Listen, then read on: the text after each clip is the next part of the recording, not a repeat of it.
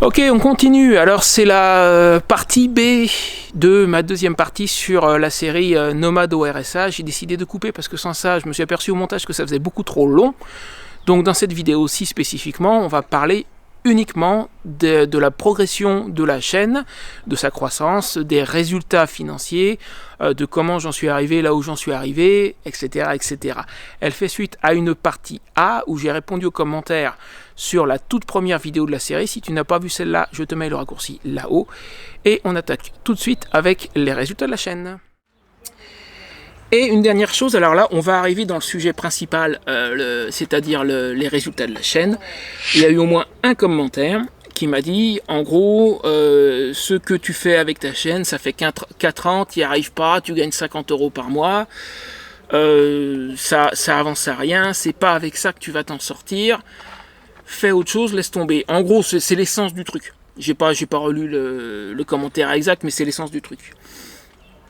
Alors pour ça, j'ai quelques remarques, une question ou deux. Pour les personnes qui pensent que ce que je fais avec ma chaîne, c'est en pure perte et que ça fait trop longtemps que j'y travaille et que si j'ai pas encore vraiment réussi, c'est que j'y arriverai jamais. Est-ce que vous êtes prêts à vous éclairer à la bougie? Parce que si tout le monde pensait comme vous, nous serions encore dans un monde qui s'éclaire à la bougie et à la lampe à pétrole.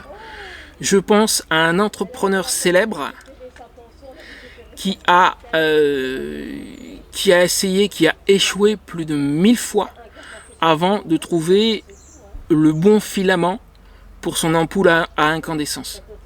Je ne vais pas vous dire le nom, vous allez le trouver tout seul, et ceux qui le trouvent, dites-moi à quel entrepreneur je pense dans les commentaires. 1000 fois, il a essayé. Et il a fini par trouver la bonne formulation pour créer l'ampoule à incandescence. Sans lui, on s'éclairerait sans doute toujours à la bougie. S'il avait abandonné, on s'éclairerait encore à la bougie et à la lampe à pétrole. J'ai un autre exemple qui nous emmène au 5 août 1858. Et oui, qu'est-ce que tu veux, je suis amateur d'histoire, on n'y peut rien, on ne changera pas. 5 août 1858, on termine la pause et on met en service le premier câble télégraphique sous-marin entre le sud de l'Angleterre et le nord du Canada. Et un message est envoyé de la reine d'Angleterre à destination du président des États-Unis. Premier message qui sera reçu, mais il va falloir 16 heures pour réussir à l'envoyer parce qu'il y a des interférences. Le câble marche pas bien, on a beaucoup de mal, c'est reçu brouillé de l'autre côté, donc un simple message de quelques dizaines de caractères va mettre 16 heures pour être envoyé, à tel point que le président américain ne pourra répondre que le lendemain. Ce premier câble restera en service 3 semaines, pas plus. Il fonctionnait pas en fait, c'est un échec. C'est un échec ce câble. C'est une première mondiale, mais c'est aussi un échec. Et il faudra attendre à partir de là 7 ans, que je dise pas de bêtises, oui 7 ans, 1865, pour qu'un second câble plus efficace soit posé. Si on avait abandonné suite à ce premier échec, aucun d'entre vous ne serait ici aujourd'hui en train de me critiquer. Parce que ce premier câble télégraphique défectueux, c'est l'arrière-grand-père d'Internet.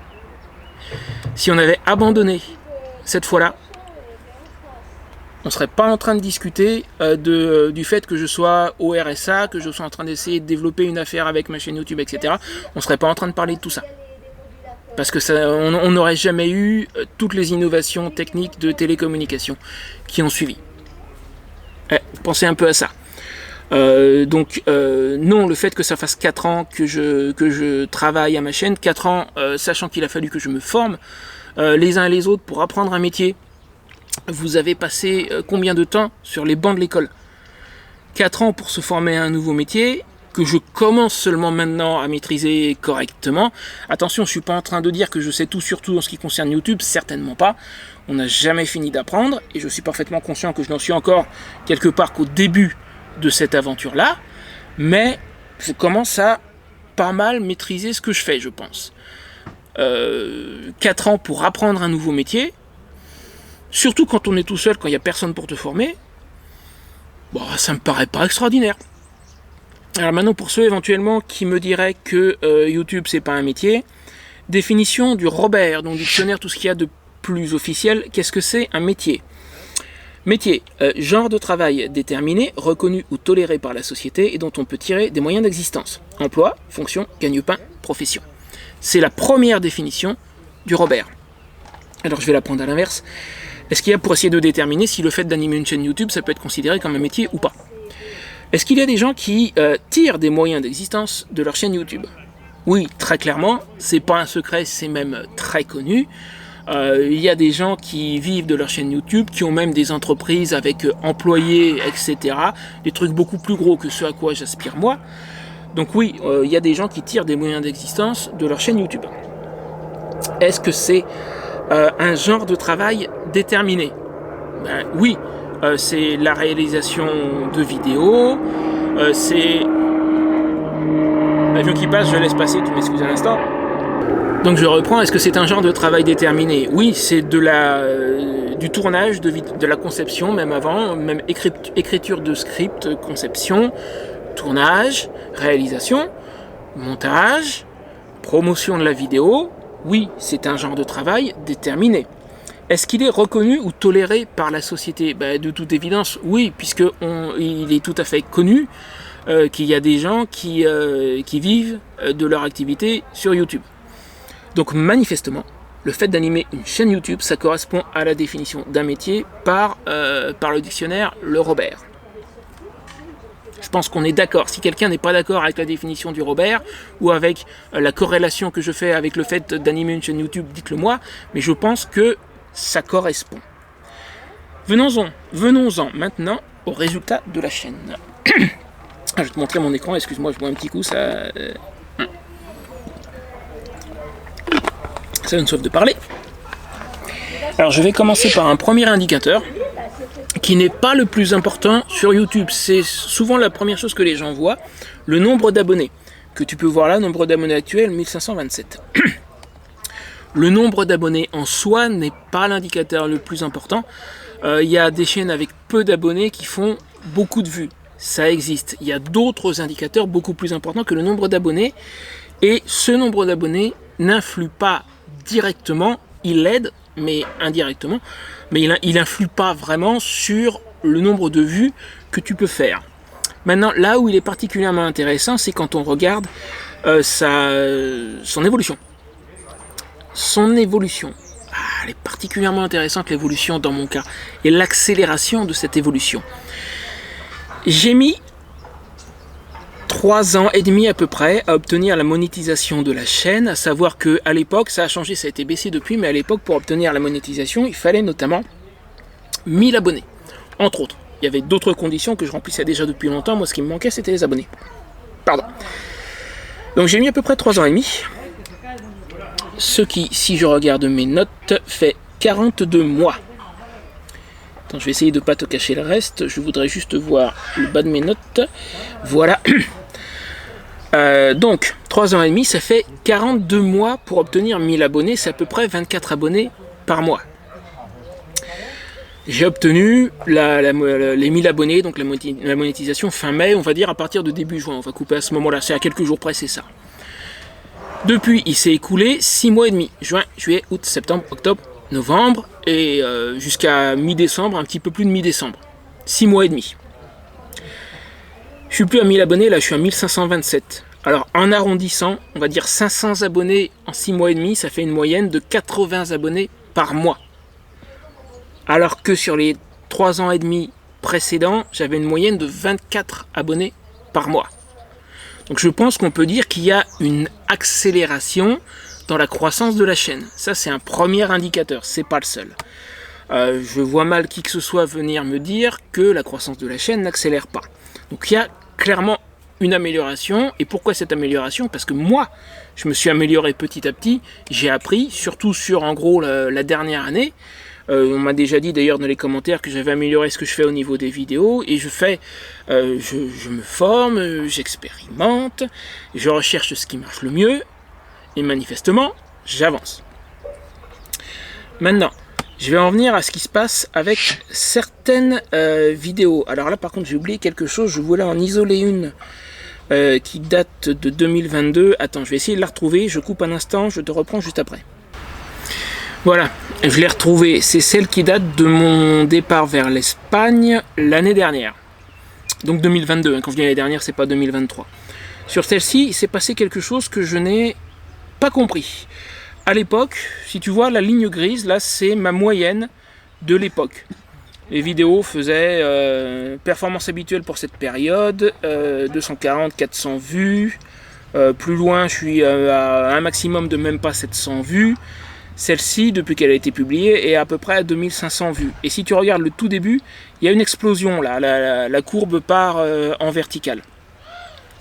Ça, c'est une de mes premières fois où un phénomène comme celui-là m'est arrivé. Et à l'époque, j'ai pas compris. Puis en moyenne, mes vidéos me rapportaient 1, 2, 3 abonnés par vidéo et encore. Et celle-là, comme tu peux voir, 25 abonnés. Au moment de la publication, en 48 heures, j'avais 10 abonnés. Je m'en souviens très bien sur cette vidéo. La première fois où ce phénomène s'est produit, j'ai pas compris ce qui se passait. Enfin, j'ai compris plus exactement ce qu'il s'était passé, mais j'ai pas compris comment ça s'est déclenché. J'ai pas compris le déclencheur sur le moment. Et depuis, ce phénomène s'est produit à de nombreuses reprises et surtout sur des vidéos récentes.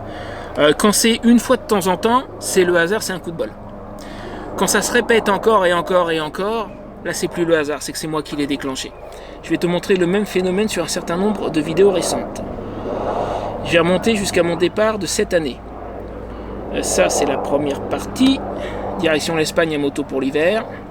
Et comme tu peux voir, il s'est passé le même type de phénomène, hein, même un petit peu plus fort, mais depuis, la chaîne s'était développée, il y avait un peu plus d'abonnés, etc. Ce qui se passe là, c'est que un des algorithmes de YouTube, on croit souvent qu'il y a un seul algorithme sur YouTube, non, il y en a 4 ou 5 au moins. Tu as l'algorithme de navigation, ce qu'on te présente quand tu vas sur ta page d'accueil de YouTube. Attends, je vais aller dessus. Sur ma page d'accueil de YouTube, j'ai un certain nombre de vidéos qui me sont proposées. Ça, c'est ce qu'on appelle la page de navigation. Et il y a un algorithme pour ça, l'algorithme de navigation. Quand tu es sur une vidéo, je vais en ouvrir une au pifomètre. Celle-là, j'ai l'intention de la regarder tout à l'heure en plus. Sur la droite, sur ordinateur, en tout cas sur téléphone ça doit être un peu différent, tu as un certain nombre de vidéos qui te sont proposées. Ça, ce sont les suggestions et il y a un algorithme qui vient avec, l'algorithme de suggestion. Et pour les résultats de recherche, quand tu fais une recherche dans la barre de recherche, il y a aussi un algorithme, l'algorithme de recherche. Si je les distingue comme ça, c'est qu'il y a une bonne raison. Ce qui se passe là, ce phénomène, cette explosion qui me permet d'avoir des performances largement supérieures à la moyenne. Encore une fois, là tu as ma moyenne de l'époque, ça c'était en septembre. Hein. En gris, c'est ma moyenne. Et la ligne bleue, ce sont les performances de la vidéo. Ce qui me permet d'avoir cette explosion initiale, c'est l'algorithme de navigation. Je vais te le montrer en action dans un instant sur des vidéos plus récentes. Là, la vidéo est morte, elle est terminée. Mais l'explosion initiale, c'est l'algorithme de navigation qui se dit, c'est lui le premier à réagir, qui dit, ok, cette vidéo plaît bien à son audience de base, c'est-à-dire la vidéo va être présentée en premier à mes abonnés. C'est là où je dis que le nombre d'abonnés a une influence indirecte sur le développement de la chaîne, c'est que ce sont eux, en fait, qui vont voir, à qui on va proposer en premier une vidéo que je publie. Et en fonction de leur réaction, l'algorithme de navigation, là dans le cas de celle-ci, se dit, ok, cette vidéo plaît beaucoup à son audience de base. Je vais essayer d'élargir son audience, de proposer cette vidéo qui plaît beaucoup à l'audience de base, de la proposer à une audience plus large pour voir ce qui se passe. Là, c'est ce qu'il est en train d'essayer de faire. Et puis au bout d'un moment, il dit, ok, soit j'ai fait le tour de l'audience à qui cette vidéo peut plaire, soit l'audience à qui je la propose ne plaît pas, j'arrête. Ça, c'est l'explosion initiale. Plus récemment, il s'est passé autre chose, je vais y venir dans un instant. Ça peut continuer après cette explosion initiale. Jusqu'à présent, je n'avais pas réussi à continuer après ça. Mais déjà, rien que cette explosion initiale, regarde, je vais t'en montrer d'autres. Alors, toutes mes vidéos ne marchent pas bien comme celle-là, mais si je prends ma vidéo anniversaire, les conséquences de 3 ans en nomade à moto, là, tu vois exactement la même chose. Elle n'est pas 100% morte, celle-là, elle fait encore des petites vues, mais c'est bon, c'est anecdotique, il y a une vue ici ou là. Elle est presque morte, on va dire.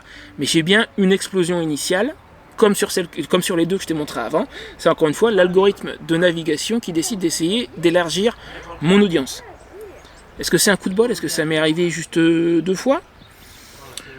Celle sur le contrôle technique moto a fait pareil, je te la montre, mais là c'est une autre raison, c'est j'ai profité d'une tendance.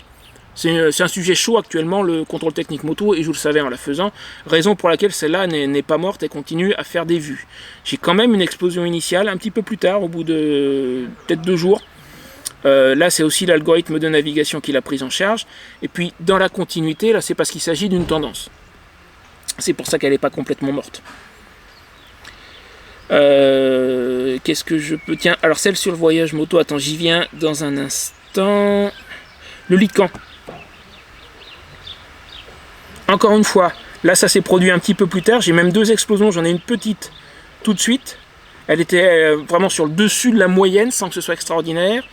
Et le 3e jour, apparemment, on dirait bien que c'est le 3e jour, boum, explosion. Ça s'est produit un peu plus tard, mais ça s'est encore produit, encore de la même manière. Quand ça se produit à répétition comme ça, c'est que c'est pas le hasard, c'est que c'est moi qui l'ai déclenché. Maintenant, je vais venir à une vidéo très intéressante, celle sur le voyage moto. Alors là, il s'est passé autre chose, et je pense qu'on le voit encore. J'ai mon explosion initiale, vers la fin du 1er jour, c'est peut-être le lendemain, là, ça doit être, voilà. 1 jour, 5 heures depuis la mise en ligne, l'explosion initiale est en cours.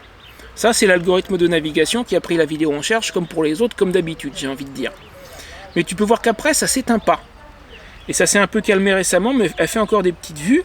Mais il y a eu des moments où, au niveau des vues en temps réel, là, ça devait être, je sais plus, c'est dans cette zone-là, aux alentours du 2e jour, j'avais du 200 vues à l'heure. Pour moi, 200 vues à l'heure, c'est énorme. Qu'est-ce qui s'est passé ? Pourquoi est-ce qu'elle n'est pas morte comme les autres ? Là, c'est pas spécifiquement une tendance. Celle sur le contrôle technique moto, c'est une tendance qui est très en vogue actuellement en France. Et j'ai profité de cette tendance. Celle-ci, c'est autre chose.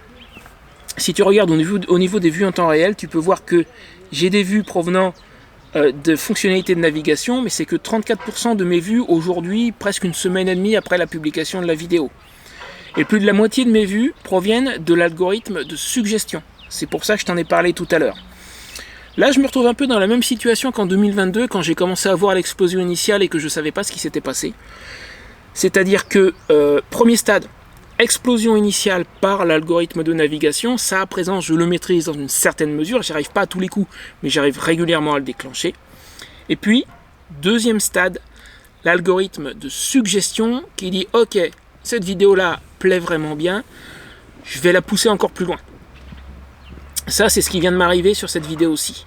Alors là, elle est quasiment morte, elle fait encore des petites vues quand même, un petit peu, mais je veux dire, voir 5, 6, un pic à 14 vues à l'heure, quand à un moment donné, j'avais 200 vues, et plus d'une fois, je me suis dit, bon, bah, ça y est, ça s'est calmé, c'est redescendu, elle est morte, et le lendemain, dans l'après-midi, 50 vues en 1 heure. Bon, là, a priori, à présent, elle est vraiment éteinte. Il semblerait, on ne sait jamais, mais il semblerait. Mais donc ce 2e phénomène, la prise en charge par l'algorithme de suggestion, c'est ce qui s'est passé. Je le comprends, je le vois parce que les données sont là. Mais comment ? Qu'est-ce qui l'a déclenché ? Pourquoi ? Ça, dans l'immédiat, je ne sais pas encore. Il n'en reste pas moins que cette vidéo tire mes résultats de décembre vers le haut, plus 107 abonnés à elle seule. Je pense que ça doit être un record, je suis sûr que c'est un record au niveau de ma chaîne.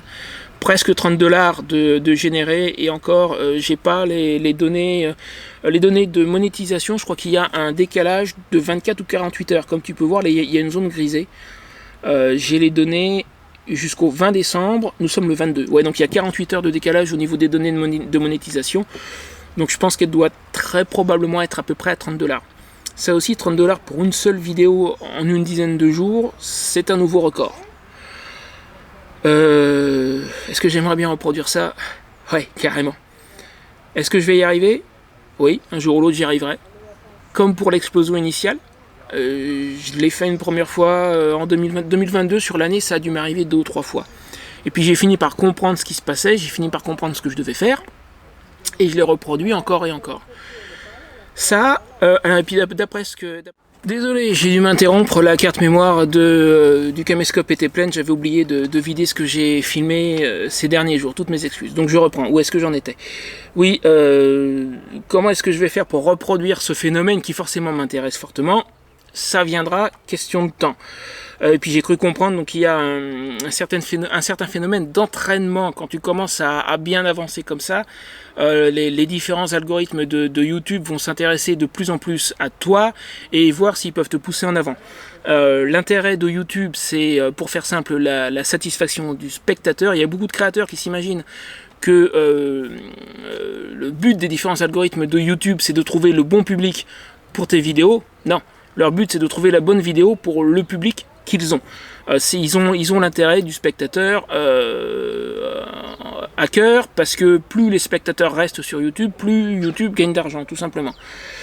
Donc si je continue sur le même chemin avec des vidéos qui plaisent à mon audience de base, ils vont continuer à me pousser, et ce phénomène-là, je devrais à terme réussir à le reproduire. Peut-être pas à chaque fois. Alors tu vois, je suis un petit peu déçu de ma vidéo de Noël. Pas à 100%. Mais quand même, avec mon expérience, j'ai réussi à la sauver. Comme tu peux voir, elle n'est pas partie comme celle, en tout cas pour l'instant. Elle n'a pas été prise en charge par l'algorithme de suggestion. Pour le moment, je n'ai que des vues de fonctionnalité de navigation à 93%. Elle a failli mourir dès le début. Si tu peux voir, là, je vais te montrer les premières 24 heures.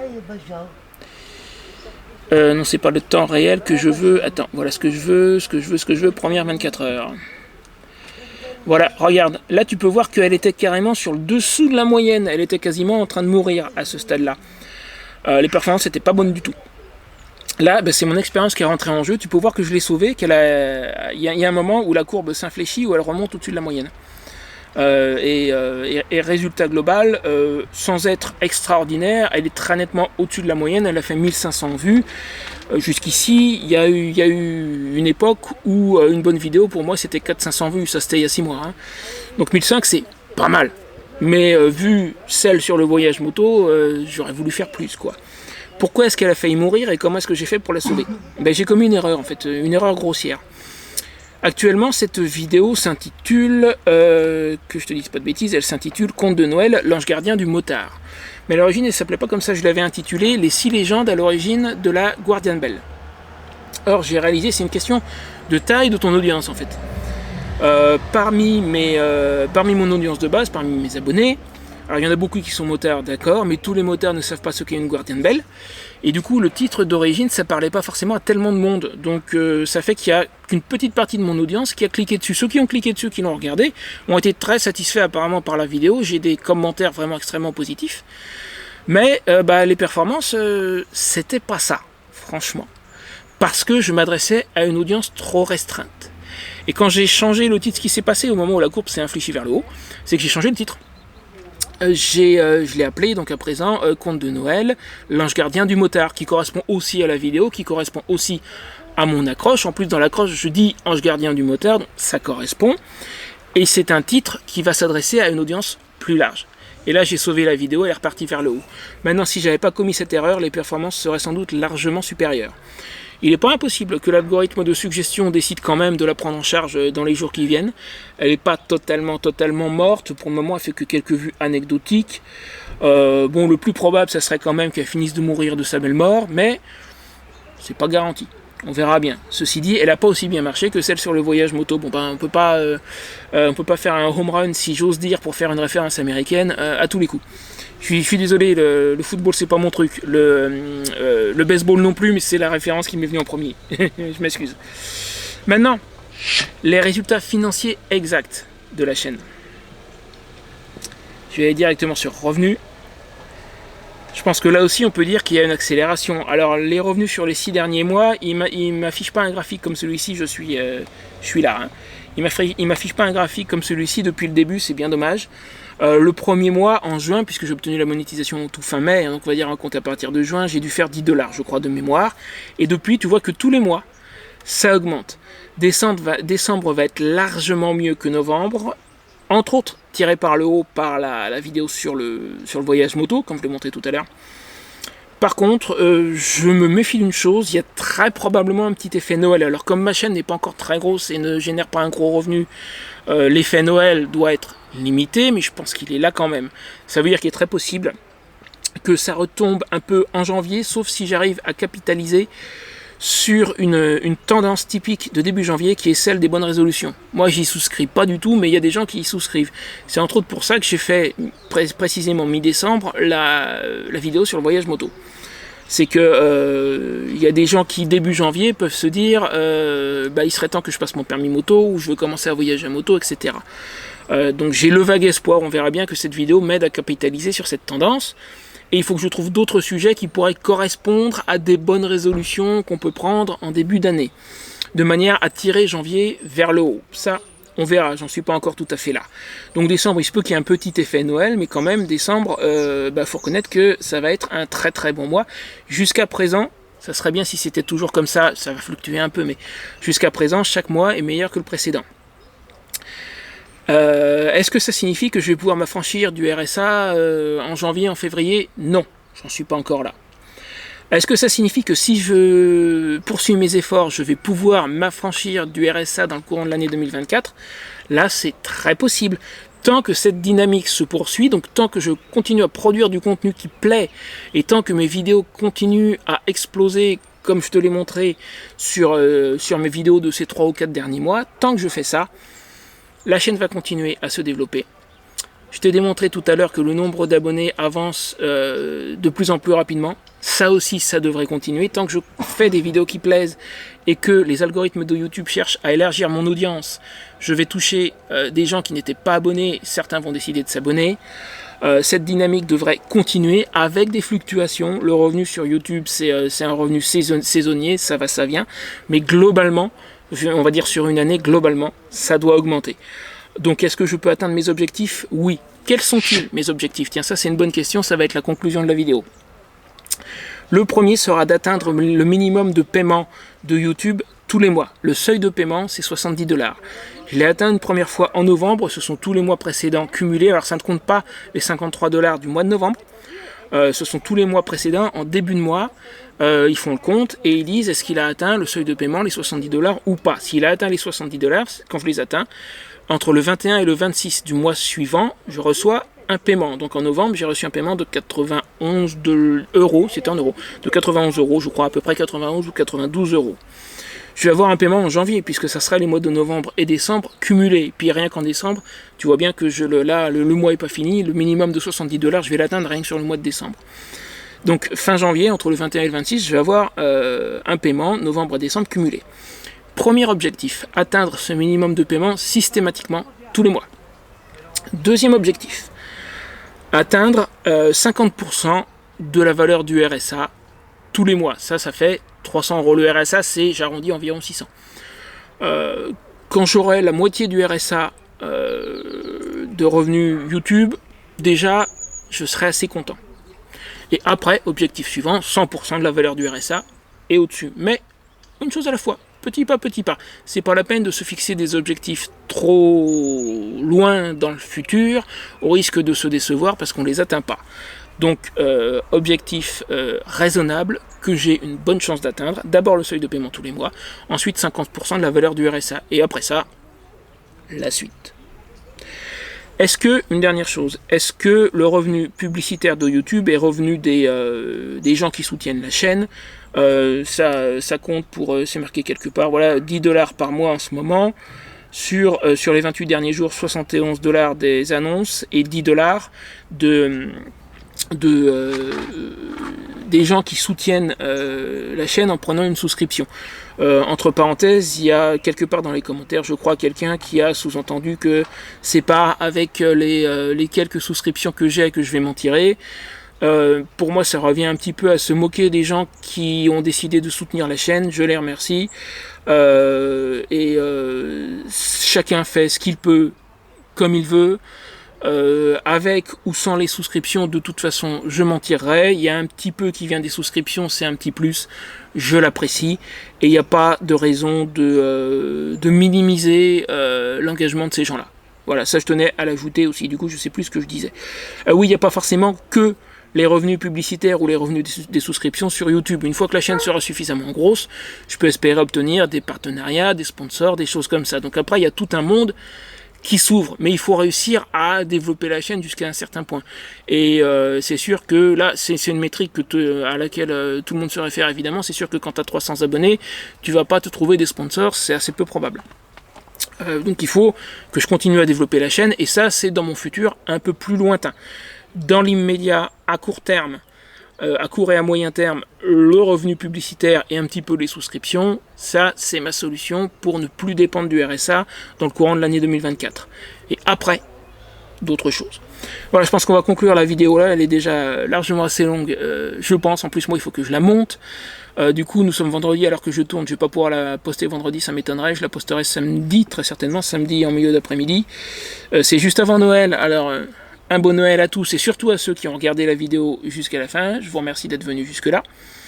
Et je vous dis à très bientôt. Prochaine vidéo, donc vidéo principale mardi prochain, ça sera sur les destinations que je pourrais envisager au printemps. Alors évidemment, vu ma situation financière actuelle, il y a un gros point d'interrogation, mais ça ne m'empêche pas de commencer à discuter, à discuter avec toi d'ailleurs, parce que c'est ça le but de cette vidéo, à réfléchir et à discuter des différents itinéraires, des différentes destinations où tu voudrais que je t'emmène. Donc ça sera la vidéo de mardi prochain. Salut! Et je te laisse une autre vidéo qui peut t'intéresser juste là.